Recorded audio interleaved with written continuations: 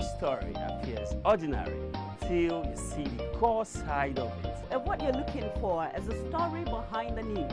We bring it to you from Lagos, the commercial capital of Nigeria. Giving you all sides and political stories round the clock. Every detail from the start line to the final whistle. CoreTV News, expanding your view.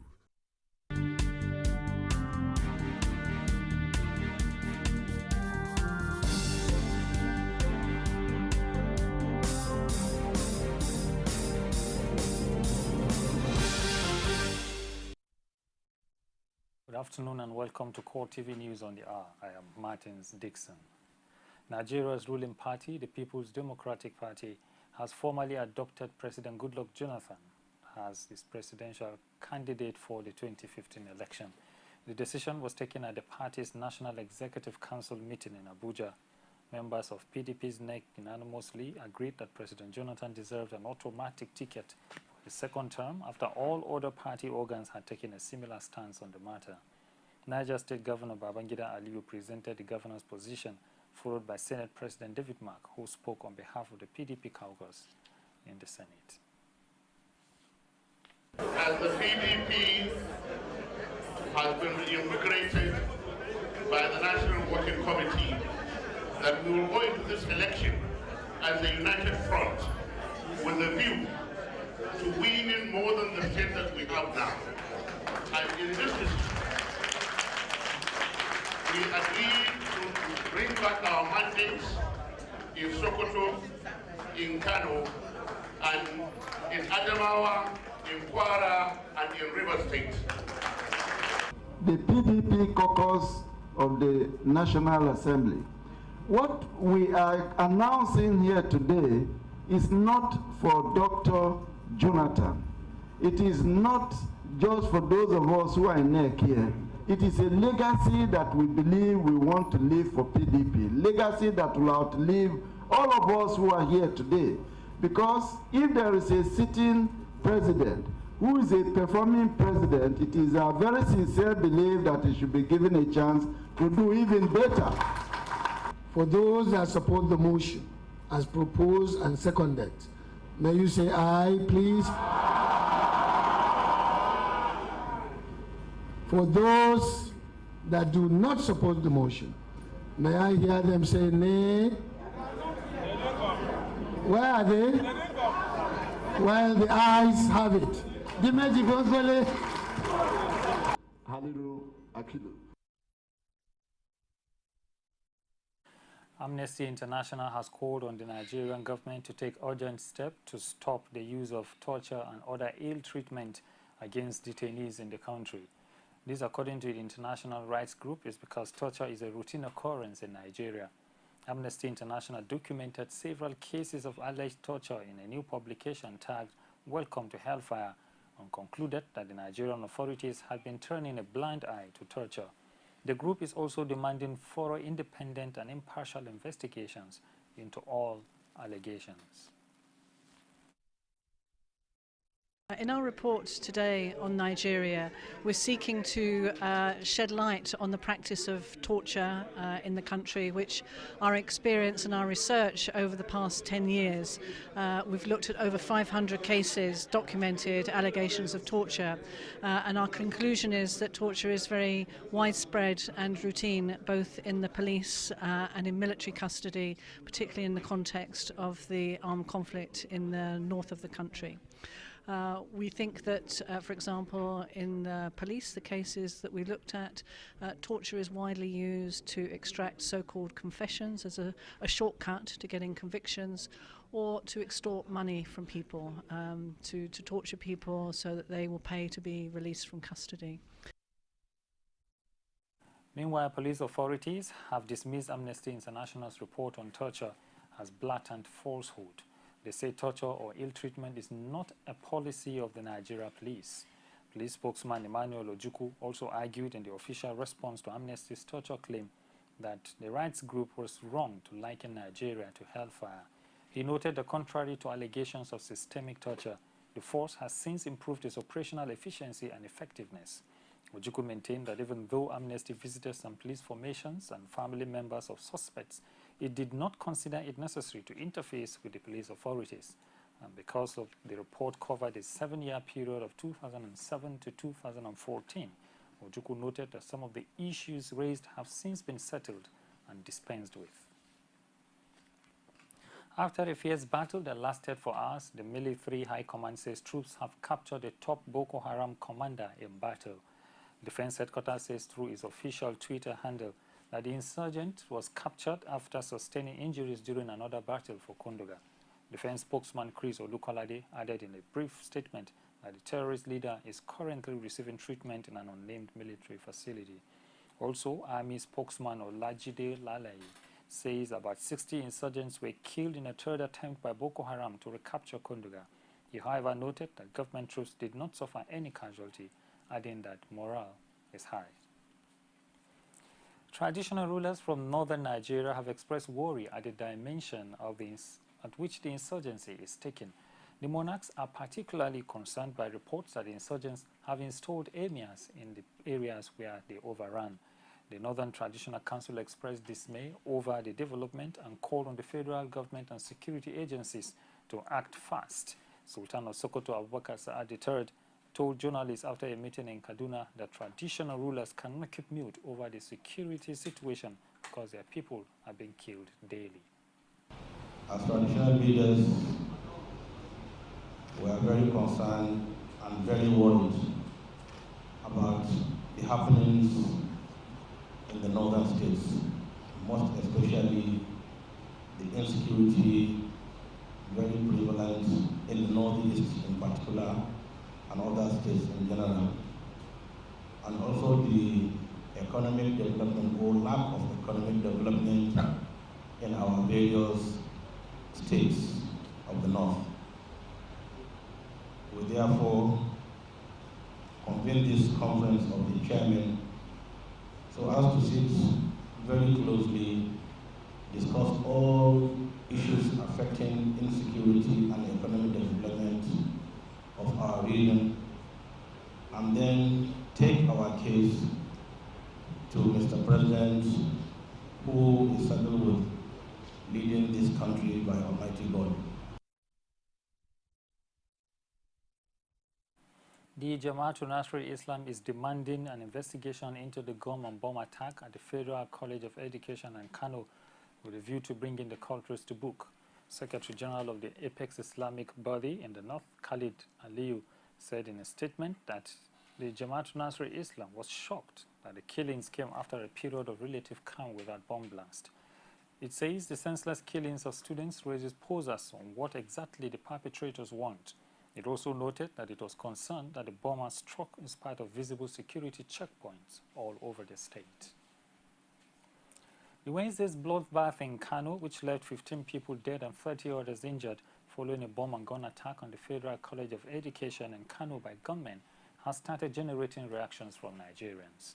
A legal practitioner, Fred Ezeaku, who spoke on our flagship program Core Digest, attributed the growing violent activities of Boko Haram to politics on the part of government. I expected that by now, a strong think tank would have been established by government to really look deep into these challenges.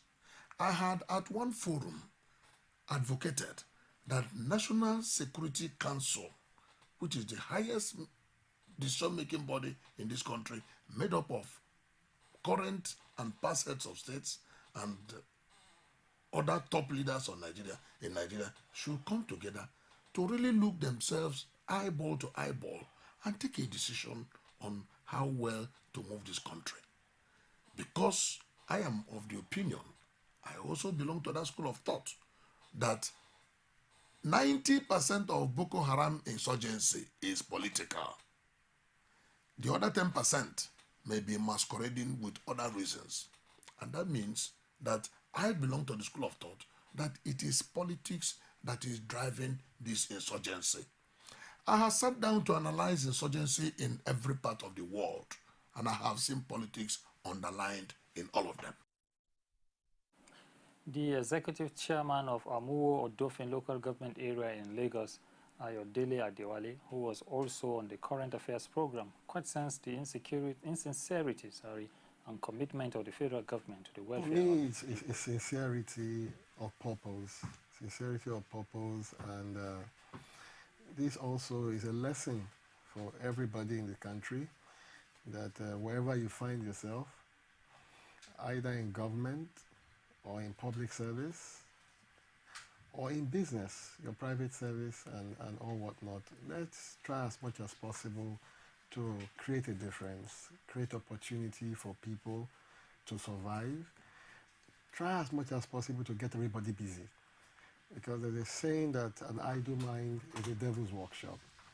And when you look at countries that have been providing welfare structure for their citizenry, it's not as if they are wasteful or they don't know what they're doing. Perhaps they have foreseen all of this insecurity, that it's possible that it can ravage them in their own territory or in their own society. So they try as much as possible to create avenues for people either to grow according to their peculiarities, or government come to give succor for them in order to survive. We'll take a short break and we'll be back. Stay with us. There is an Ebola virus epidemic in some West African countries. The Nigerian government wants you to be aware and watch out against the spread of Ebola in your community. Help keep our country safe and watch out for severe cases of fever, headaches, diarrhea, chest and abdominal pain, sore throat, cough, red eyes and bleeding from the eyes, ears and nose, especially when these symptoms are found in persons coming into Nigeria from other West African countries. Protect yourself. Wash your hands regularly with soap and running water, or use a hand sanitizer. Avoid contact with the blood, urine, feces or saliva of animals like bats, monkeys, gorillas, chimpanzees or infected persons. The Ebola virus is deadly. Don't catch it. Don't spread it. This message is brought to you by the Federal Ministry of Information. You're watching CoreTV News on the Hour. The Senate has summoned Nigeria's defense chiefs over the $9.3 million seized in South Africa.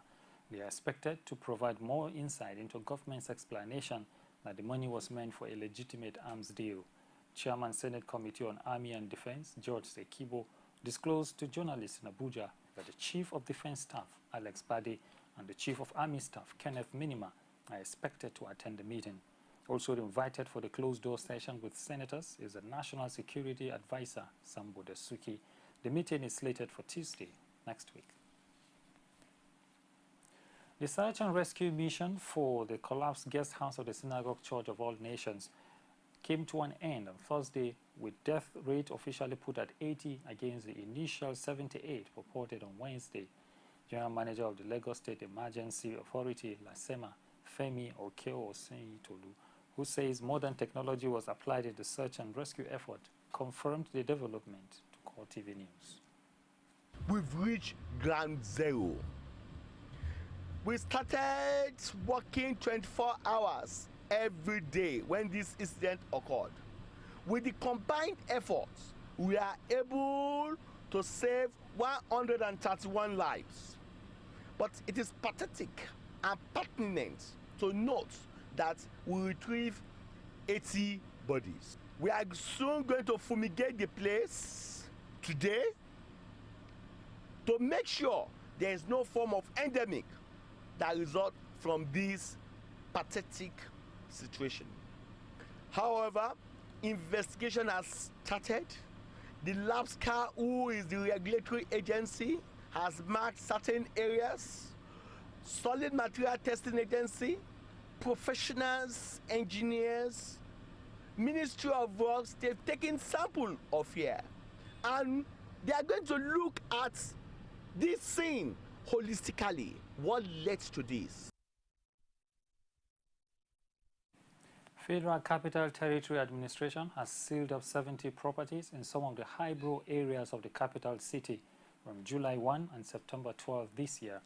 FCT Minister Bola Mohammed disclosed this after meeting with senior officials of the Abuja Metropolitan Management Council in his office. The minister revealed that the 70 properties sealed up are situated in Maitama, Wuse 2 and Gwarimpa 2 districts. He also insisted that sealing defaulting property will be a continuous exercise as long as property owners and the FCT contravene the Abuja master plan. We'll take another break and we'll be back shortly. Please stay with us. Glad to have you join us on another edition of The Political Arena, the most detailed and incisive political show. If you are a sitting governor and the opposition is able to stomach structure against you, that means you are wicked to the people. Until the end of our time as the legitimate authority to govern this country. They gave me 20 minutes to move or they will shoot me.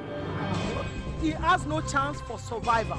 If he likes himself, this is the best time to get out before he perishes. The PDP as a ruling party has failed. So anybody who thinks that government will fold his hands and allow miscreants to take over the streets of our own state and cause havoc is deceiving himself. The good, bad, ugly and beautiful sides of the Nigerian political system. Join me every Sunday at 9:15 p.m. on CoreTV News. You're watching CoreTV News on the hour. Ukrainian President Petro Poroshenko has urged the U.S. to provide military assistance to his country to counter pro-Russian Eastern separatists. In an address to a joint session of Ukrainian governments, we're fighting a war for the free world against Russian aggression. U.S. President Barack Obama has condemned Russia's actions in Ukraine, but says military support will only include non-lethal equipment. Poroshenko told the joint session of Congress in Washington that Ukrainian government forces needed more equipment, including lethal and non-lethal. His impassioned plea for U.S. support brought applause and several standing ovations as U.S. lawmakers wanted to show him that his fight is their fight. But Poroshenko, no doubt gratified by the reception, had an agenda wider than just bathing in the love of Congress. He wants action-enhanced military status, more weaponry and tougher sanctions against Russia. And in sports, the Super Eagles are now ranked 6th in Africa, having dropped 4 places in the September FIFA ranking release on Thursday.